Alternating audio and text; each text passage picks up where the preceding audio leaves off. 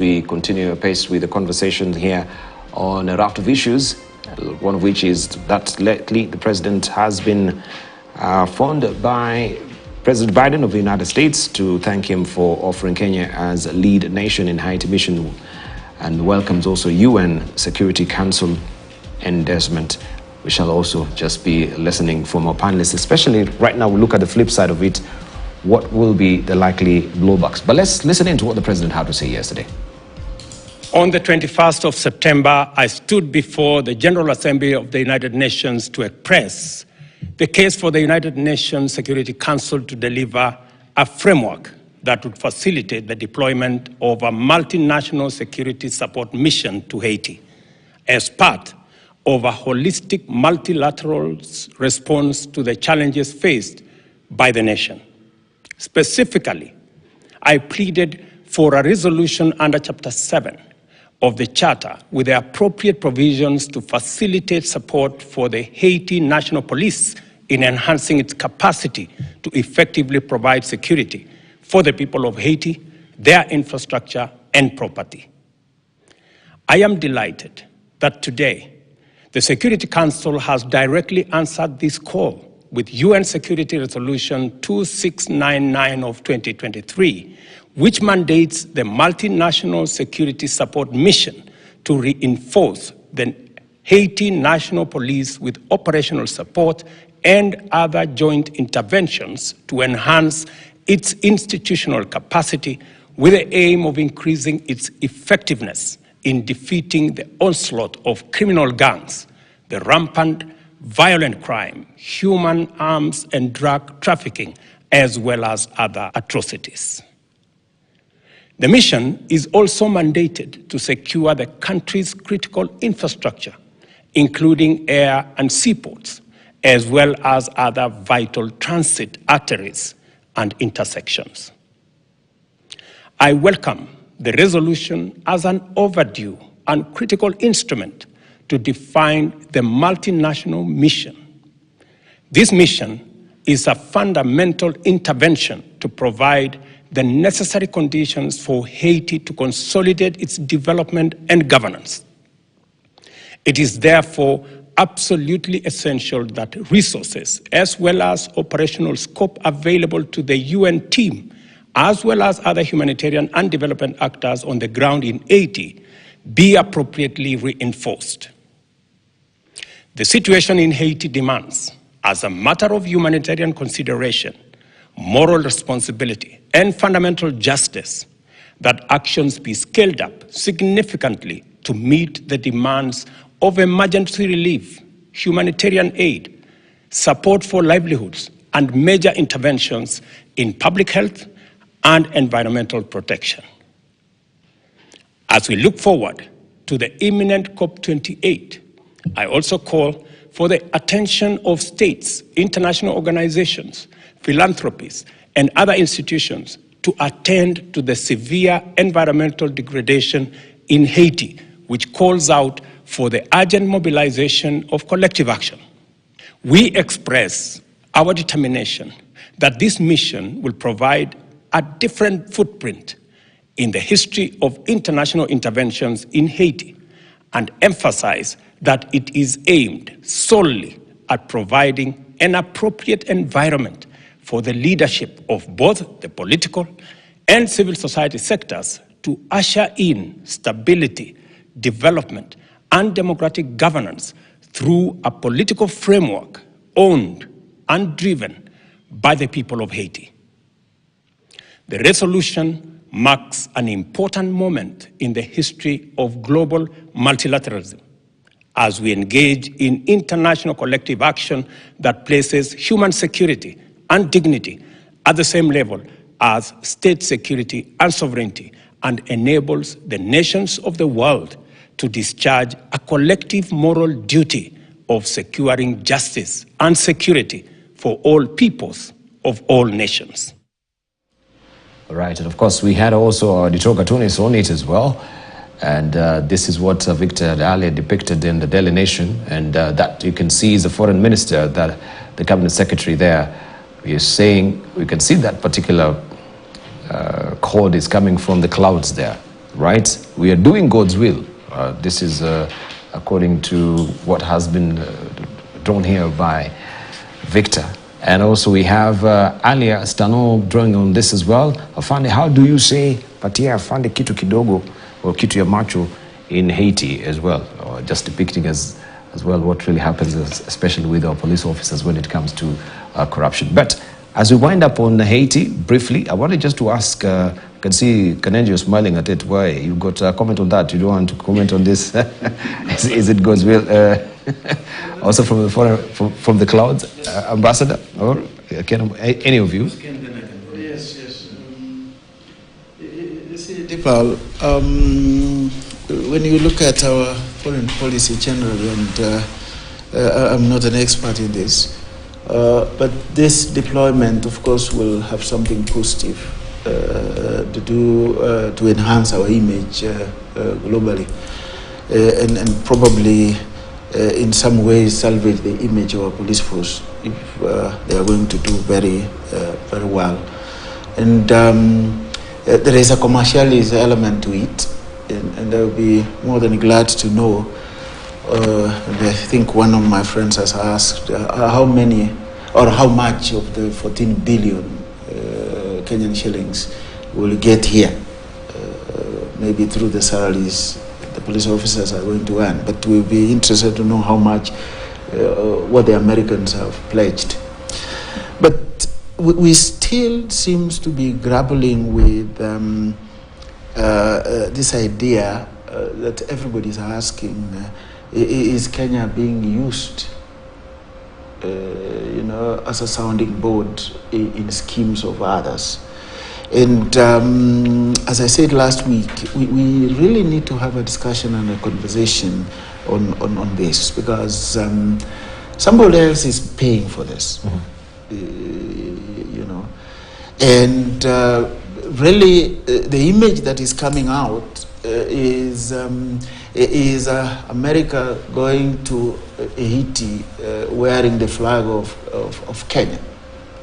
That's really a question we need to have a conversation on, so that the image that comes out of it, it doesn't look like the country is being used as a puppet in a war that is not ours. If you look at the powers that abstained from supporting the resolution, it's telling.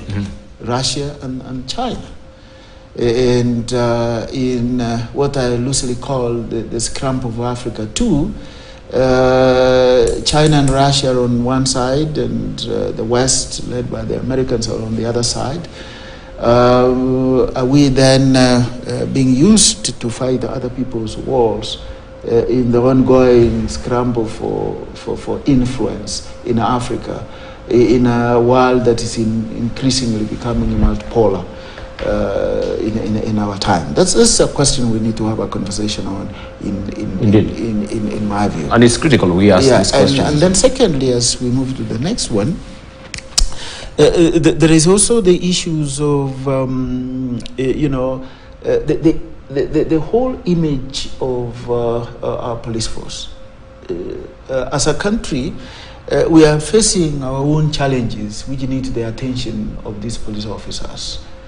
Cattle rustling in the north rift of the country, the situation in the coast generally with terrorism and all that. Have we successfully done this so that we can have something to spare to take elsewhere? I understand the role that we are playing and all that, but then how do you manage this in the eyes of the public who feel that we still have issues of insecurity among us, which the police have not been able to address adequately? Then do we have the moral to say, well, we are going to help a friend, we are going to help another country, when we have not been able to sort out our things internally in ways that satisfy the general public? All right. Good questions. Okay, Debar, if I could comment on this, I look at it from 3 points of view. One, of course, is to start with the mandate. that this mission is being given. Maybe before I talk about the mandate, an anecdote about Haiti.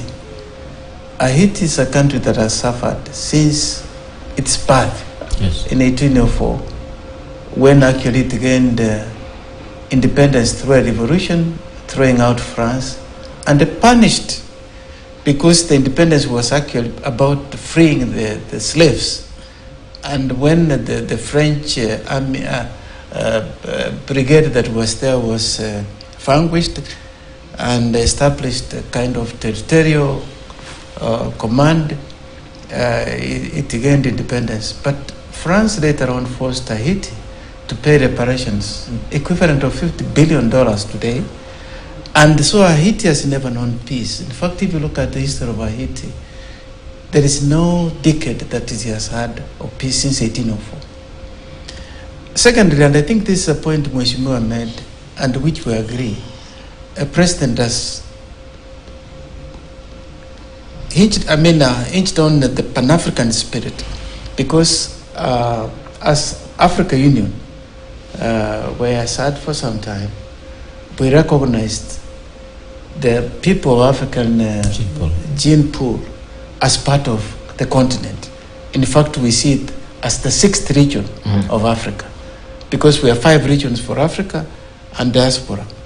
And we have had even a summit that brings diaspora. I can remember President of Haiti coming to Addis to address, speak at the summit and the rest. So we have that affinity with the people of Haiti and the way they have suffered.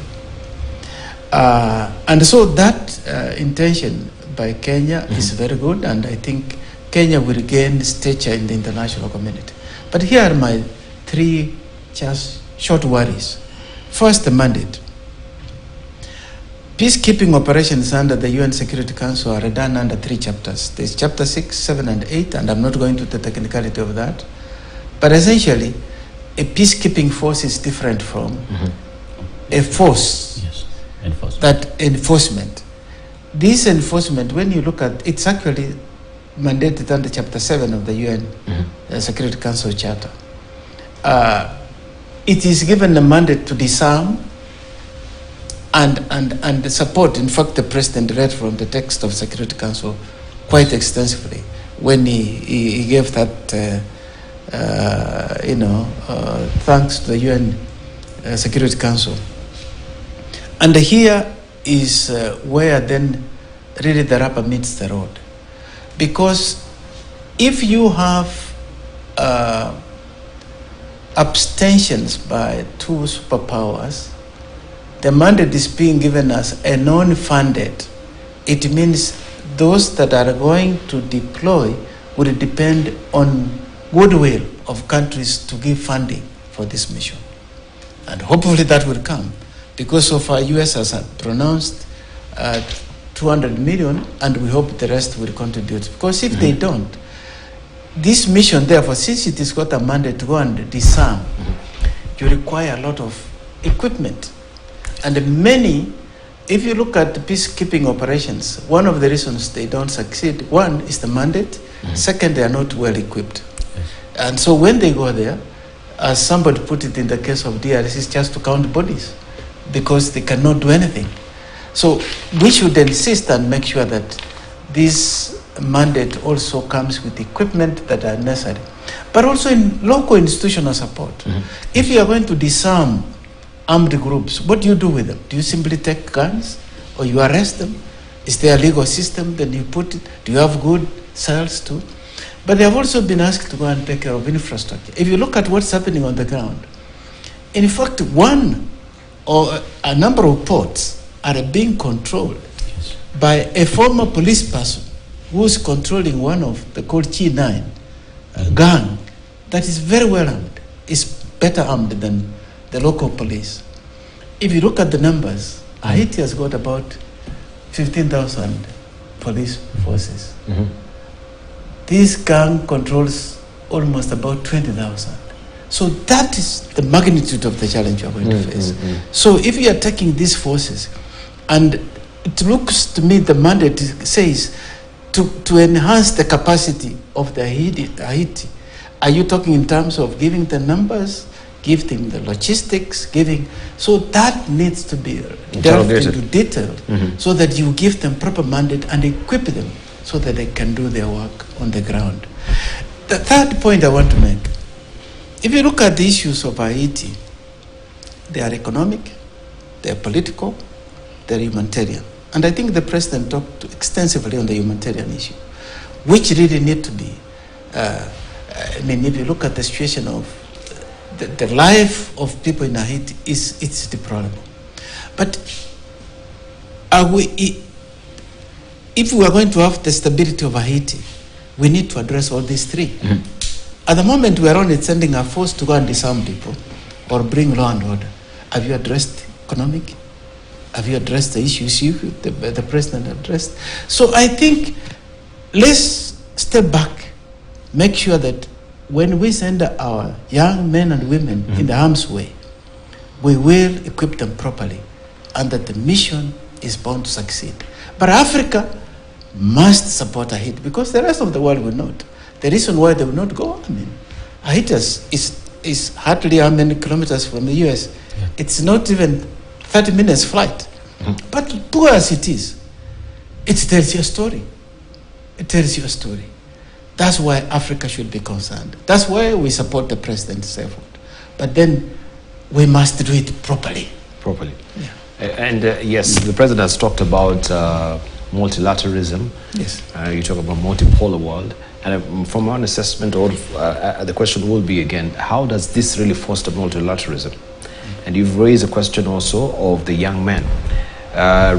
Even for the Mau Mau, we've never had commensurate sort of a bill or some measure of sort of appreciation that will go to the Mau Mau veterans. They've been dying poorly. Let's take our young men who are going to Haiti right now. They have families, young families, some of them, I would imagine. What sort of insurance do we have, even from the Kenyan government, that when, and we know they're going in harm's way, God forbid, if they come back in body bags, that will have the requisite compensation from government towards this? Has this been discussed? Yeah. We have also, for the longest time, just recently we had the Veterans Bill that I think was enacted there just recently for our soldiers here, most of them in Somalia. We never had any Veterans Bill for how they can be compensated in the harm's way when they are defending this nation. Now we are going in a proxy sort of war to actually try and stabilize Haiti and bring some semblance of security in that country. But for the sake of our police officers and their families, what sort of insurance do we have from government from this particular mission that we can, only from that particular? Daba, we're getting into real details now. But I think these are the details I think we should like our defense forces, our police forces have benefits, they have insurances, they have protection. It's just the same protection they would have had in their territory, they would have in wherever they are deployed. But I think I wanted to put, But in the estimation of this sort of cover or insurance, I believe it is considered within a particular jurisdiction.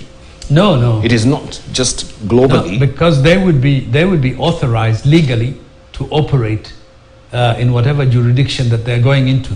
We have legislations, there's an international law covering their rights and status. They're just not going to be dumped there. They're going to be paid a salary, an allowance in addition to the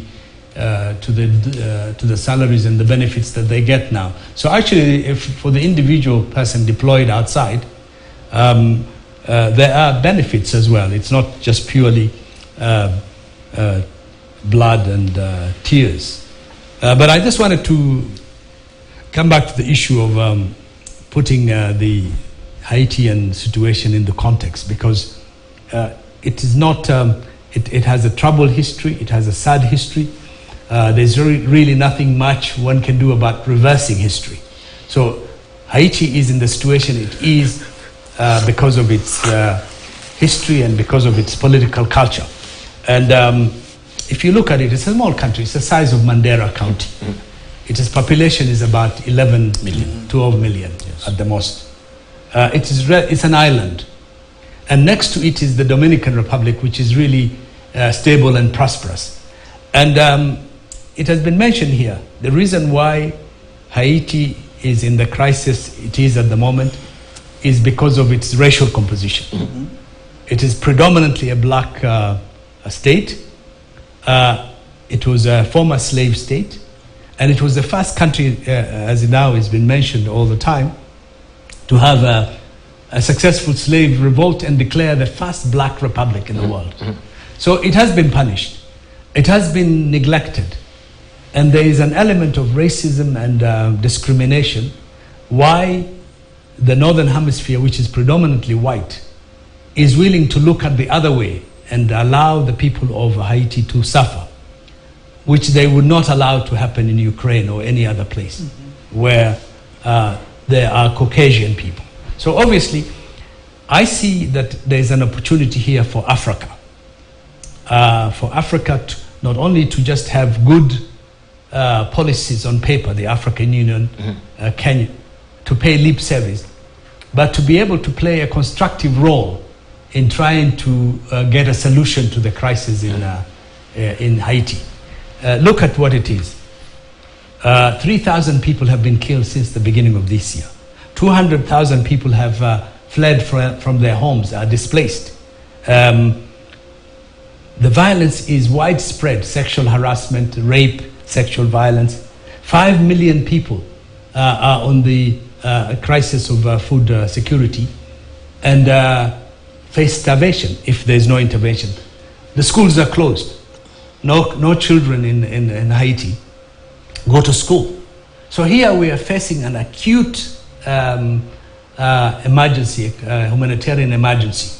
And we have an obligation to intervene. But having said that, we should also look at the terms of reference. How are we going to intervene?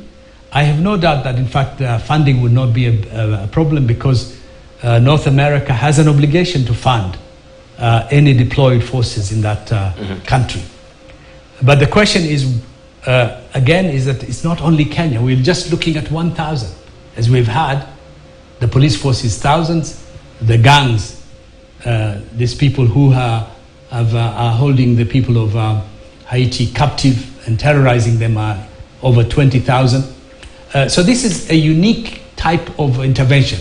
And I have not known a UN security mission which does not include a military component, which is the force that can stabilize a place, do disarmament, and things like that. So this police force would be doing all of that, which means that the police force under our leadership would clear the roads to allow humanitarian supplies to get through, would open up the schools, would take over the control of some of the ports and so on. So obviously, even the 1,000 number might not be sufficient, although there are other contributors from the Caribbean. So there are a lot of unanswered questions in that sense. But I think the idea of intervention, Kenya can do it. It is a fixable problem.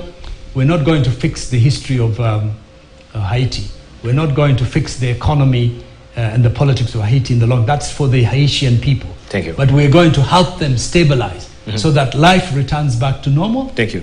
And other forces and other countries can intervene and help in pushing the development and the growth of Haiti, which is a tall order. How does it foster, as we close down on that particular topic, I think we've beaten it to the ground. How does it foster multilateralism? What the president is saying, how does it foster multilateralism? No, the extent that Kenya was willing initially to, deploy, and the Haitian Prime Minister could just as well have invited Kenya to go in there, but Kenya elected to actually get authorization from the United Nations Security Council. It tells you Kenya prefers a more multilateral approach to the question. We didn't need that. per se, but for legitimacy and for our own foreign policy and approach to things, it was important we get that UN endorsement despite some abstentions. That gives us legitimacy. The challenge, again, as I mentioned, it is good that Washington, has offered to give us, $100 million, and some Caribbean countries have said they're going to contribute, but a lot of times Barbados, Bahamas, they're too small. They cannot really contribute forces more than a few hundreds. It's going to be a tall order for them. Jamaica probably may contribute maybe up to 500 or less. So they are not really significant players in the Caribbean in terms of force projection that can be able to do that. Now the question is, now who's going to be the rest? And personally, I would like, the United States is a good friend of Kenya, and North America, because Haiti is its backyard, I think they need to commit more and have Congress be able to commit more beyond even just this year, in part because you have elections in the United States this coming year, and things may also change depending on who is in power. $100 million, again, is too small. We're going to be required to do a whole lot more. And as I indicated at the beginning, one of the areas, this past week, I was actually hosting 6 friends from Haiti, but they live in the United States. So we used to live together in Miami. And one of the concerns they had is part of what has contributed to this problem is there is complete lack of legitimacy, and sometimes foreign forces are seen as puppets of the powers they do not like, you see.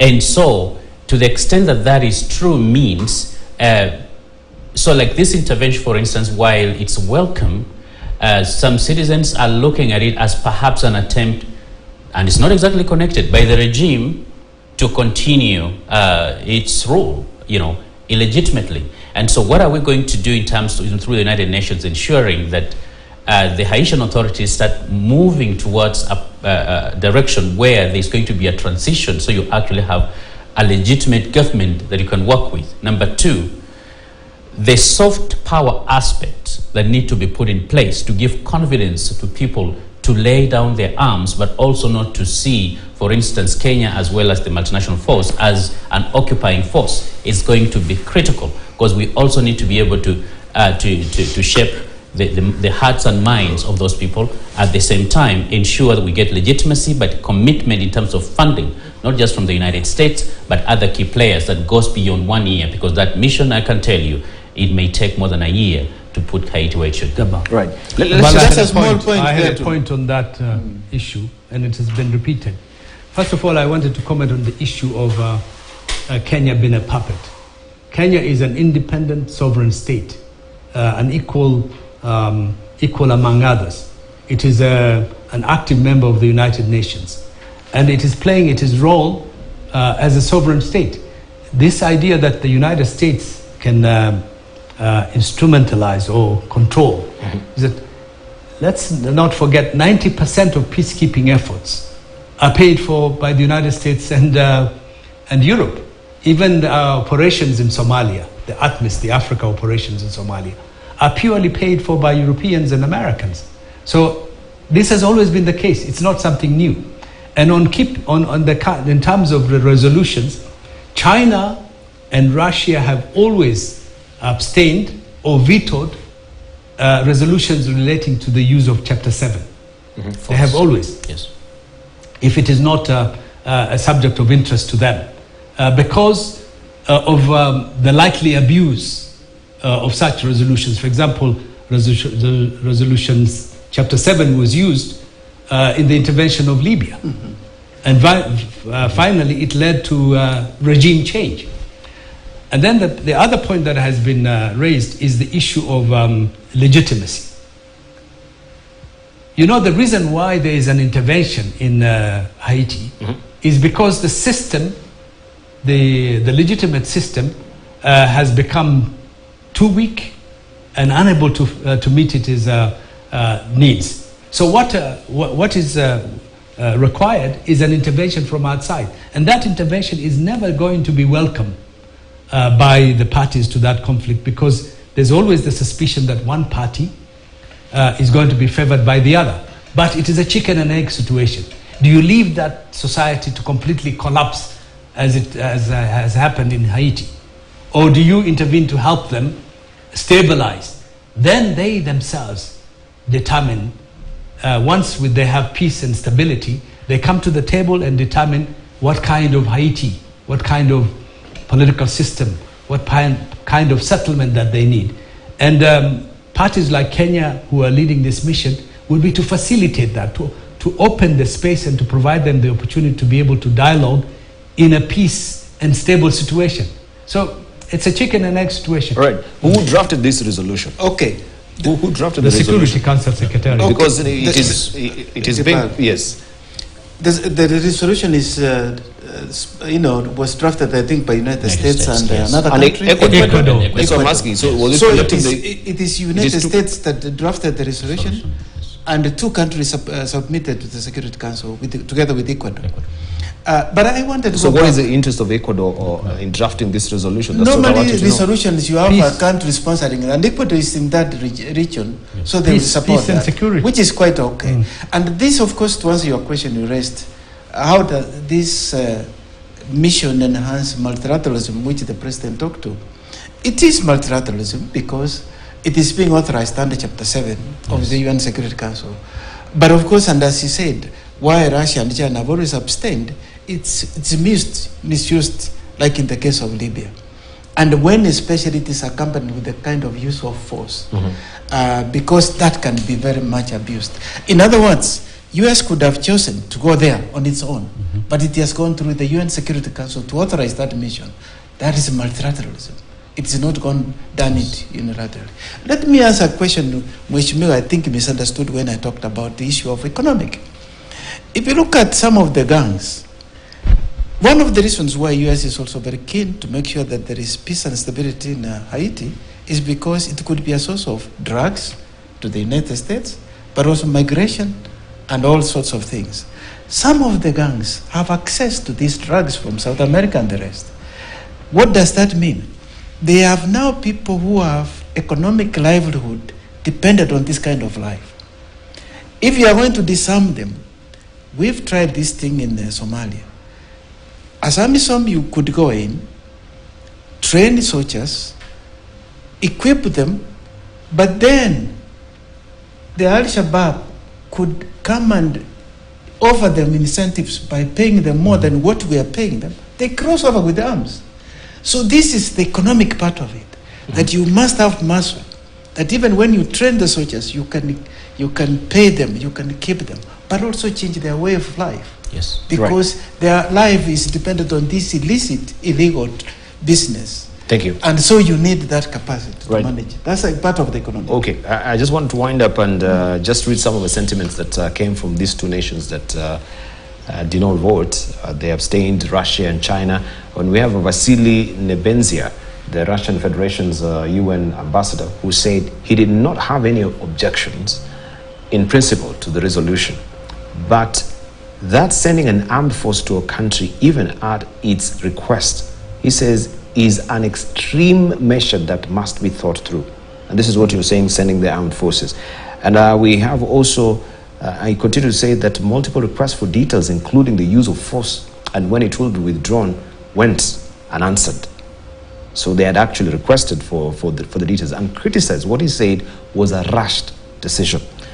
Authorizing another use of force in Haiti is short-sighted, he says, without the details sought by the Russian Federation.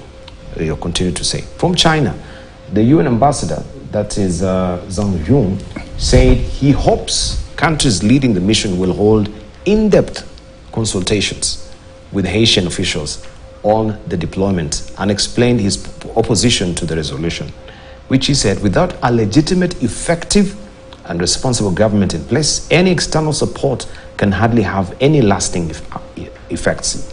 Adding that a consensus for a transition is urgently needed, as well as feasible and credible timetable. Regrettably, the resolution just adopted fails to send the strongest signals in that regard. He said he's grateful. The resolution, this is generous, was approved because foreign armed forces is essential, but noted that it's not enough. That is a different voice. But these two But voices from China.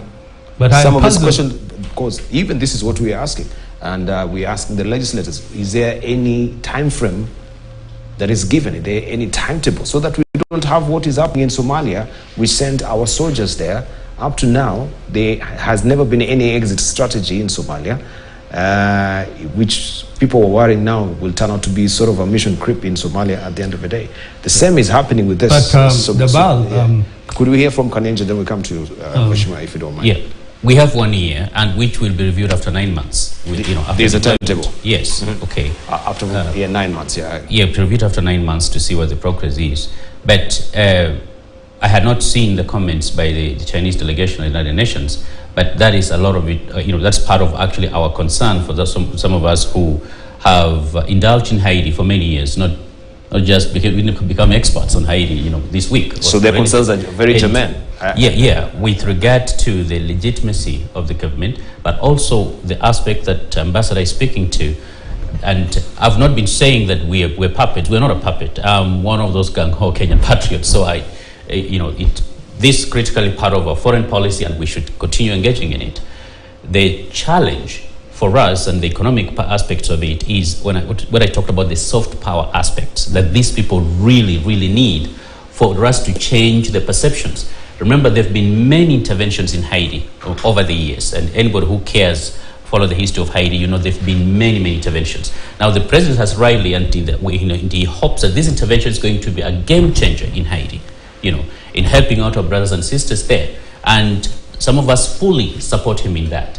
What we're requesting is this mission needs to be made to be more robust, with more players who are going to bring real carrots and sticks to bear to ensure that it actually succeeds. Now, there is what we hope, and Kenya is going in out of its sense of Pan-Africanism, out of its own foreign policy, and out of goodwill.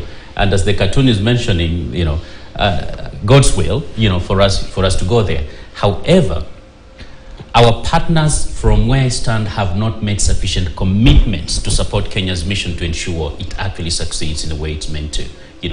Haiti is true. It's a small country. It's 27,500 square kilometers, roughly the size of Rwanda, but it's a lot more chaotic than Afghanistan, at this stage, if you can imagine. And you have this kind of semi-military group police outfit of 20,000 who are armed, 350,000 arms in private hands in Haiti. A lot of it also, of course, coming from the north, mostly from the United States. Of course, NRA has something to do with that. We need to ask them tough questions too. And so, if it's not accompanied by the social, economic aspects as well as the political aspects, we are putting our men and women in harm's way in ways that maybe the international community is not exactly alive to the challenge, which they should be, so that we can receive a lot more support, because we are sacrificing ourselves to save our brothers there, and they should also have a responsibility to support us. Debal, a quick one. Nobody, I guess, in this panel is saying that Kenya is a puppet. We have all the trappings of an independent country and do our things in a great way like we have done in the past. But in international relations, just like in politics or even foreign policy, perception is critical. The question that we need to answer as a country, our foreign policy makers, and all the officials concerned with this, is how do we deal with this perception that the whole situation is being driven by the United States, and we are more or less playing a peripheral role. That's a perception. So how do we deal with that kind of situation? There's also another perception that I alluded to earlier, that how do we transform overnight a police force whose tenets we understand very clearly? We are Kenyans. We know the human rights record of our police force. We know how our officers deal with the situations. How do you transform them overnight to play a role in an international scene that is going to bring honor and respect to us. That is really what we are asking. Right. Let's say from you, Mheshimiwa, I think we can wind up with that particular issue from there. Then we'll just get a cursory look on what is happening elsewhere, briefly. You know, the criteria for intervention is very clear in a country. When you bring that issue to the United Nations Security Council, there has to be some very critical points. There are brutal killings, mass murder of civilians, unarmed civilians, the complete breakdown of law and order, the collapse of that particular state, the state of chaos in which human beings' life doesn't cost much. And that's why even in the United Nations had to introduce the responsibility to protect civilians in conflict element. And Haiti fits that very well. And it's an acute and urgent issue that needs to be resolved unless you don't give a damn about the people of Haiti. So I'm surprised when one particular country says, we don't think the conditions are right. So I'm surprised by that. So intervention, in this particular case, the request has been made by the existing government, whether it is legitimate or not. And interventions usually take place because of that lack of legitimacy. Sierra Leone, Liberia, Somalia, what government is there that is legitimate to allow interventions? Interventions are done because of that, precisely because things have fallen apart. So I think the argument that one particular country or another hasn't supported it is because of ideological reasons and because of their own fears of what this resolution might mutate into. Then the second point I'd like to emphasize is that it's not the job of the intervention force to nation building. We're not, Kenyan forces are not going to be there to build schools, hospitals, do development. They are going to be there in partnership with other police contributing countries to stabilize the situation until such a point whereby it is possible for the other steps, if necessary, to be taken. And I would say this is a historic resolution because many of the interventions that have taken place in the past in Haiti were forced interventions. They were not even instigated by the government of Haiti.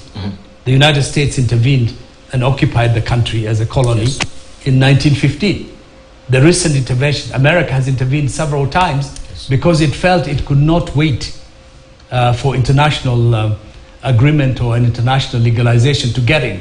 And that's why the people of Haiti would not want an intervention from the United States or the countries of the Northern Hemisphere, particularly the white majority countries. And we can provide an opportunity to stabilize that country. The details would always be in dispute of whether the force is sufficient, whether they're getting enough funding. But I think there's a goodwill for this particular mission.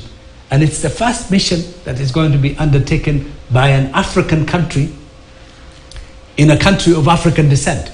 I mean, I can argue that Haiti is too far, we don't have any strategic interest, but we have a racial bond.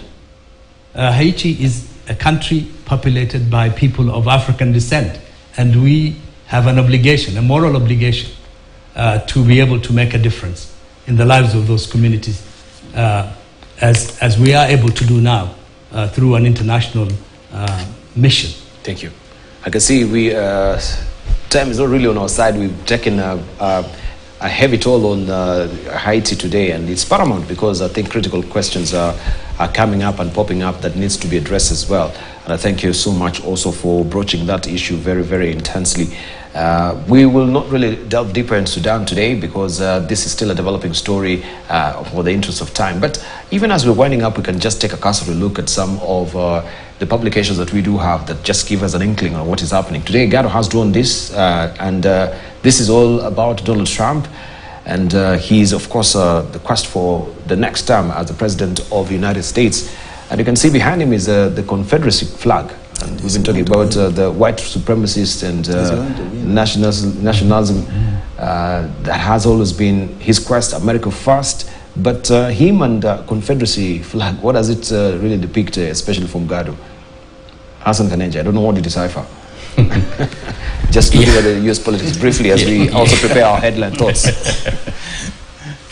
Well, the more things change, the more they remain the same. And in American politics, you can never rule anything out. Considering what is happening, of course, that is trying to paint, the prospect of Trump coming back in racist fashion, with that Confederate flag behind him in 2024. It's not really far-fetched. Right now, they are essentially tied with Joe Biden, and there is a real likelihood that Donald Trump is going to be president of the United States in January 2025. Right. Even now, with the latest fraud allegations that are coming from New York and his business empire is not really as the books are depicting. With all the doubt that he had, it didn't affect his ability to win the election in 2016, so I cannot rule out anything. Anything can happen. Yes. All right. What do you think, Ambassador Assas Muncha? You've been following the politics as well? The situation in Haiti is partly complicated because of the remarks he made some time back when he used the word S, whole. And there was riots in Haiti that ended up United States actually closing its embassy in Haiti. And that's part of the reason, as Mheshimiwa is saying, the people of Haiti may not want to have intervention of the U.S.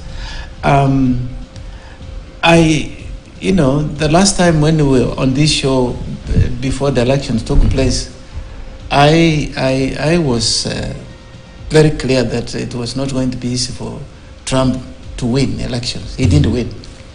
And this time, I have said before, I am not ready to predict, because America is a very polarized society. If you look at the hearts and minds, but not ready to predict, as you him, predicted last time, is indicating where actually your prediction is. If you look at, we have lost rationality. Thank you.